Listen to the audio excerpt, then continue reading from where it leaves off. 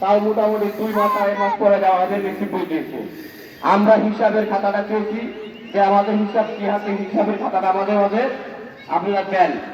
আজকে 6 মাস হয়ে গেল আমাদের সেই হিসাবের খাতা অদ্যবধি পর্যন্ত আজকে পর্যন্ত তারা আমাদের হিসাব বুঝিয়ে দেয়। এটা দুয়াদারি গ্রামবাসীর সকলের জানা দরকার, অবগত দরকার।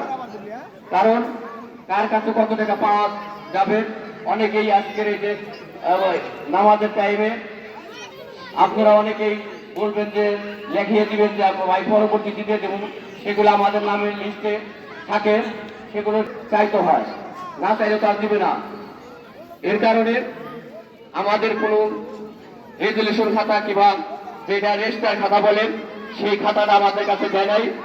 এই কমিটি বিগত কমিটির যে মাঠে কি উন্নয়ন করেছে, কি ব্যয় হয়েছে, কি আয় হয়েছে, সেই হিসাব আমরা পাই নাই।